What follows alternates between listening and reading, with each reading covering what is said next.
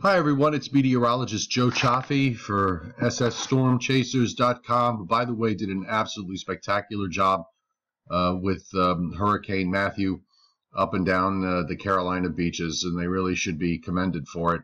They brought back some great pictures, and they are going to be around for if and when the next big storm hits. In the meantime, also don't forget meteorologist joechaffee.com and weatherlongisland.com and nycweathernow.com. We're looking at Hurricane Nicole, and based on the latest satellite loops tonight, you can see that Nicole continues to get better organized. There's a well-formed eye. It kind of disappeared and then reformed very quickly during tonight. I'm not sure what the Air Force reconnaissance aircraft is going to find, but there's in the red enhanced area here, these signify the highest and coldest cloud tops, and you can see there's some kind of bursting that's occurring here in terms of some thunderstorms. I'm thinking when the plane gets in here, it's going to find the last advisory from the National Hurricane Center a little before midnight was top winds of 90 miles an hour, but there hasn't been an Air Force plane in there since this afternoon. So I'm thinking if it gets in here during the morning hours, it's going to find every bit of 95 or 100 miles an hour, as the center looks like it's kind of drifting northwestward now. It's sort of jogged to the west very slightly. Now it's moving northwestward, but it's eventually going to just assume that northward component of motion as it makes its way toward Bermuda. And if you look at the GFS, I'm going to put the mouse right on top of Bermuda, and you can see where the index finger is. The GFS takes it right over Bermuda, and this is for Thursday afternoon at 2 p.m. as a hurricane. Now it has still some time, about 24 to 36 hours of a low wind shear environment before upper level winds start to pick up. So it still could certainly could achieve maybe borderline Category 3 before it gets to Bermuda, and hurricane warnings are up for Bermuda. I spent some time last night talking about the Canadian Maritimes, and I want to go back to that because we have a little bit of a different outlook on the GFS tonight, and it looks more like the European. It never really quite gets it that far north, kind of takes it east, and then it actually drifts it westward a little bit. At this point, it's a non-tropical cyclone, and then it goes northeast from there into the open waters of the Atlantic. And on this particular run, it completely misses Newfoundland and certainly misses Nova Scotia. So that's at least from the standpoint of this particular run. And I'm just going to very quickly jump over to the local weather picture. I'll put the whole U.S. up so you can get a view of what's happening, and we'll just back it up here. You know, it was fortunate that we picked up some coastal rains from Matthew as it made its transition to a non-tropical storm. So it behaved like a nor'easter, and the areas in coastal New Jersey, but particularly Long Island and Connecticut and parts of southern New England that needed some rain to alleviate the serious drought conditions that exist, were beneficial. But unfortunately, the pattern has reverted back to an extremely dry one. So we have a weather front that's moving through here on Thursday, and you can see it there with a few showers, but there's so little with this front that there's really not going to be much going on. Here's Nicole now, and of course Nicole is on its way to the northeast, and we have another big cool high pressure area that's going to be building in to the northeast for the weekend, which is going to be a beautiful autumn weekend with lots of sunshine. Now it does set up an onshore flow again, with where the high goes up toward Nova Scotia, but I don't think it's enough to cloud things over, certainly. So I think the weather should be okay. And then we have another weak weather front that approaches on Monday it really doesn't have too much with it, a dying area of showers. And by Tuesday, we have a wrapped up low that's coming out of the plains and headed for the Great Lakes, and you can see it here. And there's the warm front that probably extends a little further, so it's kind of like this. But there's no weather here, nothing. There's zero. There's hardly any Gulf moisture that comes into this.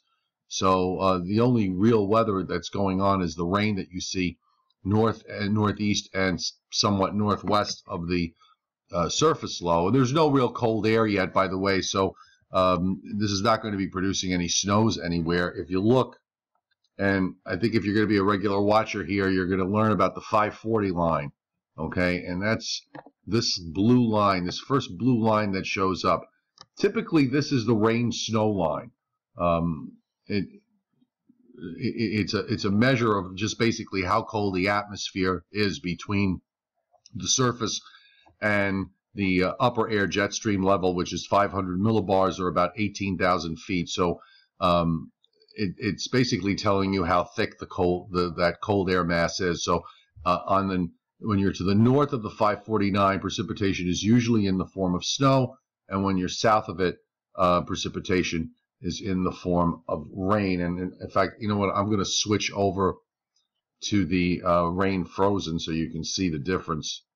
And here's that same map, and I'll put the 540 line back on for you again so you can take a look, so you can see that north of this line, the precipitation that's falling in southern Canada around Lake Winnipeg, that's snow over there, and this is all rain here. And you have a trailing cold front that heads towards the east early next week, and I'm sorry, the middle of next week, and again, there's nothing with it because the low center actually gets pretty intense, but it's fairly moisture starved. So the front on this one comes through dry. And then after that, well, I only have out now today, this would be almost day 9. So at this point, I want to point a couple of things out in the tropics, because I don't think that the tropics are done yet. In fact, let's go to the Western Atlantic view. I think that's a better view because it's a little closer. Where is it? We have the tropical Atlantic. There we go, Western Atlantic. Okay, so we can get a big view of the south. One of the things that I'm noticing in the longer range is the area down here in the southern part of the Caribbean. Pressures are very low here, and there's actually is a bit of a low that forms in the southern Caribbean. And we've had a few runs of weather models over the last couple of days that make this eventually into some kind of tropical storm or even a hurricane. And there have been various tracks either across the Yucatan, or one track from like yesterday wanted to bring it up eventually into the eastern Gulf of Mexico. A lot is going to depend, obviously, on what the upper air looks like, and I'll give you a quick look at that. Now, this is going, we're into the second week here, so we're talking, late next week in terms of what's going on. And of course, a lot of this is highly speculative, and I just want you to bear that in mind. When we're talking about things beyond the day 5 period, it gets increasingly speculative as each day goes by. So it's hard to put much stock into this, but you do have a ridge. You do have this upper high. Let me just show you. Okay, so let's get that. So you have this upper high here, and you have various weather systems that are going to be marching across in some fashion from west to east. Canada is cut off. The flow in Canada is not conducive to bringing down any kind of cold air.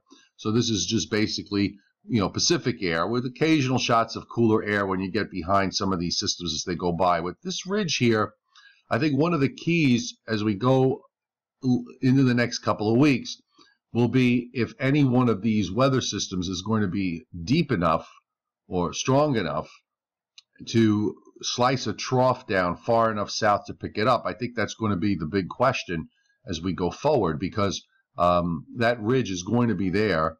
And so let's get the U.S. view if it behaves itself.